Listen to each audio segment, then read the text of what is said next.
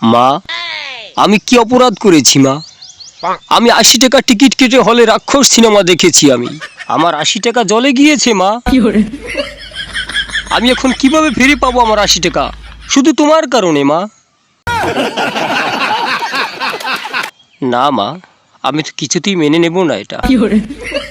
তুমি আমাকে বলেছো মা, হলে গিয়ে রাক্ষস সিনেমা দেখতে। তুমি বলেছো, শুধু তুমি। আজ তোমার কারণে আমার 80 টাকা জলে গিয়েছে মা।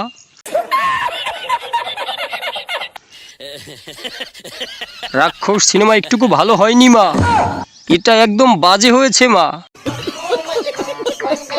শুধু তোমার কারণে। এ কি দেখছি আমি? আমার মাও রাক্ষস সিনেমা দেখে এখানে কাতরাচ্ছে। আমি এখন কি করব? যাই আমার ঘোড়াকে বলি, শোন লাল্লু, আমি বোরাক সিনেমা হলে 80 টাকা দিয়ে টিকিট কেটে রাক্ষস সিনেমা দেখেছি। তুই যেভাবে হোক আমার 80 টাকা ফেরত এনে দে, যা। ডাক্তারবাবু, আমি 80 টাকা দিয়ে টিকিট কিনেছিলাম রাক্ষস সিনেমা দেখব বলে। আমার কাছ থেকে আমার সেই টিকিট ছিনিয়ে নিয়ে গেছে আমার ছেলে। ডাক্তারবাবু, আমাকে উঠিয়ে আমার ছেলেকে শোয়ার ব্যবস্থা করে দিন এখানে।